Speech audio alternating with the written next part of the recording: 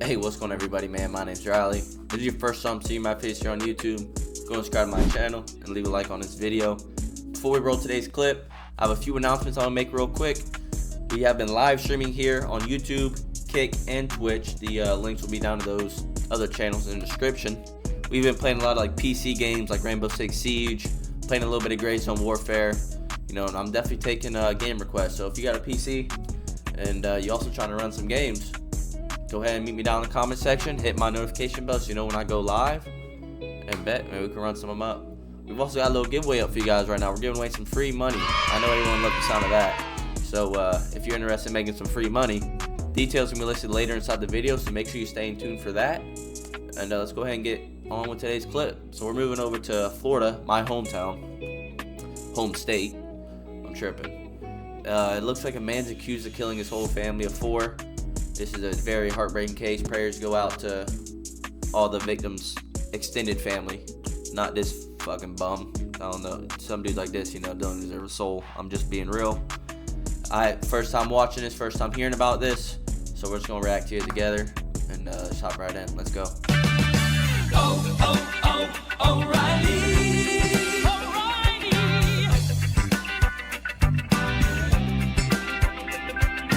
Alright, you guys, we're going to today's clip. Make sure you're comfortable. Grab something to snack on and something to sip. I got me a Samuel Adams Boston Lager here. I don't know, I picked it up from Publix. Buy one, get one free. I never seen a beer buy one, get one free. But hey, it's pretty fucking good if y'all are wondering. Samuel Adams Boston Lager. So this looks like the asshole right here. I'm guessing this looks like a bum. He looks like 2 bums, bro. He doesn't look like 1 bum. He looks like fucking 2. I ain't gonna even flame this guy because he's already fucking hopefully getting a death sentence, bro. Little bum ass. We in Florida, so they don't play down here. It's probably a crime of passion. You know, it's probably fueled by alcohol and anger. Once the round leaves the barrel, looks like a tweaker, bro. Fuck alcohol. A puzzling case with more questions than answers. When I talk about this story today, you're going to hear about evil. A Florida man is charged with murder, but investigators aren't even sure who the victim is.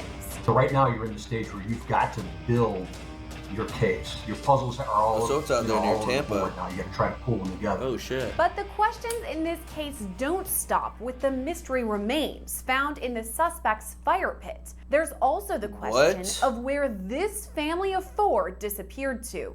When you get a family of 4 missing, sometimes you think maybe that's not so bad. Oh no, I just realized what they're saying, bro. They said they don't know who the victim is, and there's bodies found in the burn pit. What the fuck is going on here, man? And that maybe they just decided to go off grid. Investigators now believe the family's disappearance and those remains could have a connection. But we were able to find human remains at the crime scene, and we believe it may be this family, but at the same time, as I can't give it definitive until everything is, the ME gives us that final so they ain't confirmation that it is. Yet.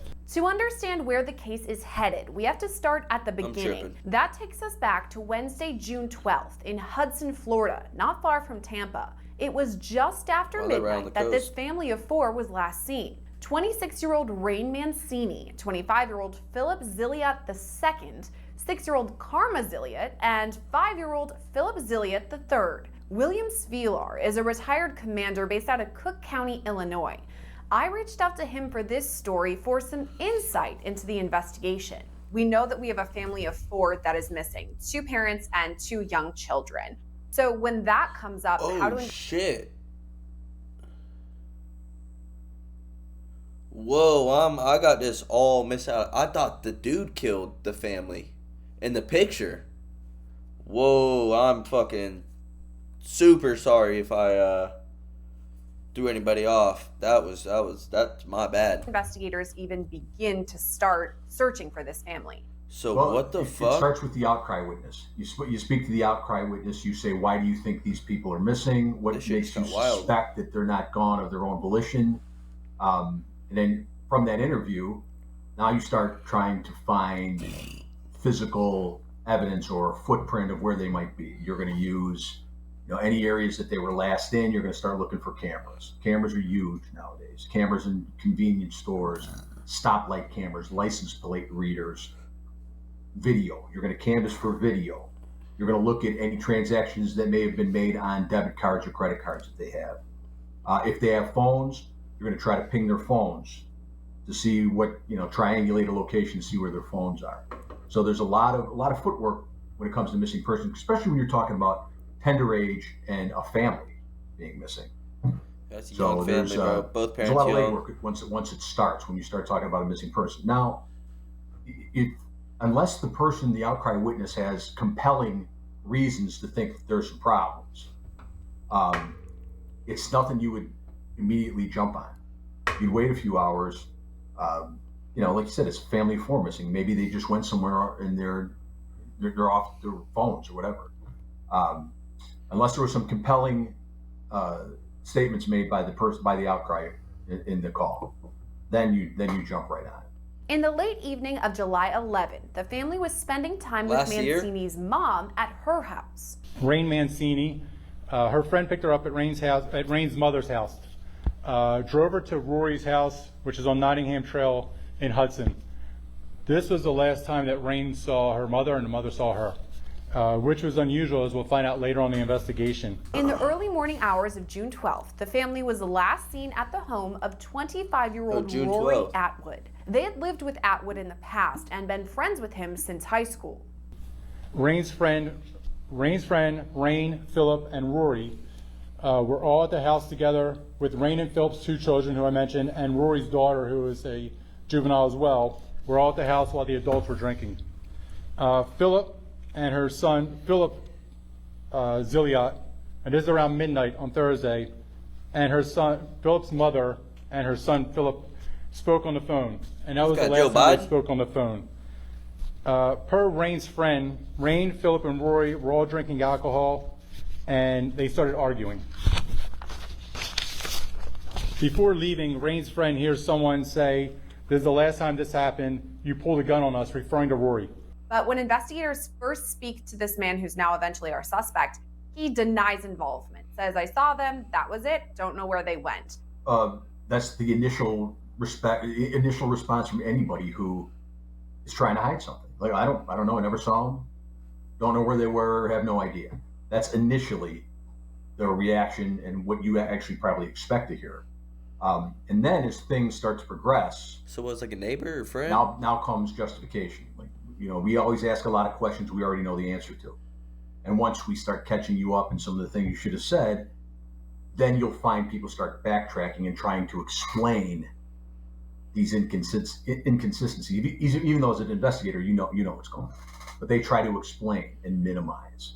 What follows is a series of curious reports that eventually make their way to law enforcement. A friend of Rory, this is around 2 o'clock in the morning, got a call from Rory, who was really upset and said he shot somebody and was frantic. That friend, then calls another friend, who calls another friend, and we think possibly a fourth friend. None of the information came to us for another 12 hours. The sheriff's office didn't get any of that information, and it would have been very helpful for the investigation had we received it. We received third and possibly fourth party information that the suspect may have killed somebody. We know that they got information from a third party. What the fuck is going on here? That third party is going to be pretty important. Because I read a couple of clips and they were talking about a telephone call and a FaceTime telephone call where the person who is probably going to be the outcry says they can see some human bodies in the back of the FaceTime call. And I think so that probably started the whole ball rolling. So that person's huge. Because if I did something and told you, I've made a third party admission to you. If you tell me that I told you, or if you tell somebody else that I told you, it's hearsay, you can't use it. So the person that got that information, that made the outcry, that's going to be a crucial witness for the prosecution. Why would Ryan Atwood, if he really is the person who committed these murders, why would he call someone right away, maybe two people even, and say, "Hey, guess what I just did," and completely admit to it? We don't know what he said. I know, like I said, in what I read, it said that he wanted some help burning some garbage, and this guy sees on the FaceTime bodies there. First of all, it's panic too.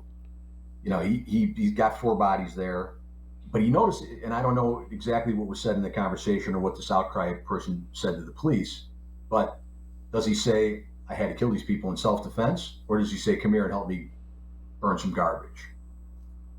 So his state of mind is not, you're not going to believe what happened. I had to do this in self-defense. It's, I need to cover up what I just did. And I think you might be my friend, so maybe you'll come and give me a hand. Or maybe I can disguise this enough where you won't see what we're doing. Up next, another curious move by Atwood. The suspect gave us permission to walk around. Unfortunately, we did not find anything that was suspicious at the time. So right away, Atwood says, hey, you guys can search my property if you want to. So investigators go through and search his property, do a complete sweep of it, and they don't find anything the first time that they search. I'm also wondering why he would be so willing to let investigators onto his property right away. Again, I don't know what the scope of the permission was, or the consent. If it's the home and he knows he didn't do anything in the home, now he's making himself looking better. I don't know anything, and as a matter of fact, you can look through my whole house. You're not going to find anything here. With the knowledge that whatever act happened did not happen inside that house or the area that he gave him permission to search or to look through. The first time investigators search Atwood's property, they come up empty-handed, but they return for a second search, and this time find something huge. He gives us permission to go back on their property, which we start doing a more extensive search. We had the human remain dogs, bloodhounds, aviation, deputies. Because of the search, we were able to find human remains. I don't know the layout of the property. I don't know if it's a sprawling property. That's wild, where the fire pit is not immediately adjacent to the residence.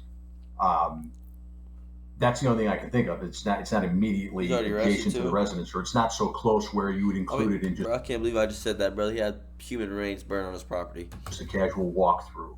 Is there a garage? I'm dumb as a bitch. Farther away, but smoldering fire pit might draw your attention. And again, maybe they did see the fire pit. Maybe they said there might be some evidence in here that we can't lose if this person now decides that they never consented. Fruits of the poisonous tree. If you're not supposed to be there, you can't discover something. So you back out, you see something like this, and you write a warrant, you go back, and you're covered. And actually, according to the criminal complaint, they did say the first time they went through, they noticed this fire pit was smoldering and still had like embers. And then the second time they went back. So I think your theory might be accurate there, that they didn't want to destroy any of this evidence if they didn't have the warrant yet. And when they did go to that fire pit, they ended up using cadaver dogs and then smelled out the remains. How does all of that work when you're bringing in canines to assist in the investigation? It works just exactly how you think it would work. You have dogs that are specified. You have drugs dogs, you have bomb dogs, and you have cadaver dogs who are trained to sniff out human remains. And every time we've used them, we had an incident where somebody murdered a family or a couple of people and put them under their porta pad of cement. Wow. In that instance, we drilled into the cement, and the cadaver dogs were able to pick up the scent, which gave us cause to go further, and obviously end up lifting up the concrete and finding what we found. But they're very keen. We sometimes find them, use them in water. They can actually smell human remains in water. But it's just like everything else. You use your tools that you have. Bro, I swear, God put dogs on this earth just to catch all these fucking criminals, bro. I swear. Have a cadaver. Like, these dog species are crazy, bro. This dog for like what? Ain't no way, bro. That's crazy if you think about it. Like, dogs are really fucking smart, especially if they're trained. Especially like a bomb dog. Like I seen like shit in war. Like I seen like movies, but like dogs will fucking, you know what I mean? Like, whoa, that's crazy. These dogs, man. Yes. Well, all right. Well, let's call them out. Amber brings them out. You walk them through the scene. They're really like that. Investigators say Atwood initially denied any involvement in the family's disappearance. If they but could talk, after human remains were found in the fire pit, he confessed. This, along with several admissions, is what led to Rory Atwood being charged with first-degree homicide. But here's where the case gets even more complicated. Atwood is only charged with one count of murder, even though an entire family of 4 is missing. Now, if we're taking a look at the charges, and I guess I should say charge singular, because right now, Rory Atwood only faces one charge of murder, and it's in John Doe's murder. Now, is this because the remains have yet to be identified? We can't definitively say who they belong to? Absolutely. That's exactly. There's only one body found on his property? To charge 4 counts of murder, you have to establish a few things. You have to establish identity of the victims, obviously. You have to establish a cause and manner of death, which in this case could be difficult. Again, I don't know what part of the remains are left. I don't know if it's bones, but now you start talking about maybe there's a skull with a hole in it, a bullet hole in it. You recover a bullet from inside a bone or a skull. Now you can say that the cause of death is going to be gunshot wound, homicide, especially if it corroborates what he says happened. But as far as the other remains go, you can't really charge a case. You can't provide a prosecutable case unless you can identify who these people are. So that's wild. You'll see this probably coming up in the weeks to come once the identifications are made, an amended complaint charging with the other murder, I would say. Pasco County officials say this is technically still a missing persons investigation because they haven't identified the remains yet. The preliminary investigation is that it's a complex, and this is still a missing persons case. Until the final resolution, until the ME comes back, it's still a missing persons case, but we were able to find human remains at the crime scene, and we believe it may be this family, but at the same time, as I can't give it definitive. So it's 4 bodies found, right? Everything is, the ME gives us that final confirmation that it is. Investigators say that they have found these remains and collected them, but they haven't identified them as of yet. They believe they belong to the family, but haven't 100% confirmed. Why may it be that they haven't had this 100% confirmation? They said he confessed. Well, if it's remains in a fire, you know, it's not like looking at a picture of somebody and that's what the person looks like. You have to do further testing. You have to get DNA. You have to identify them through DNA, dental records, any type of medical records that may show a fracture, anything like that. That has to be confirmed before you can say, yep, that's the person. So DNA, medical, dental, any distinguishing characteristics that might still be present after a fire. It's about this time that Atwood tells investigators his side of the story. So ultimately, Rory Atwood was taken into custody, and whether or not he didn't admit to it the first time, eventually he came forward and said, yes, I did kill the 2 parents in this situation and then burned them in the fire pit. How are investigators feeling when they're getting this? I mean, they're getting the confession straight from the mouth of the killer.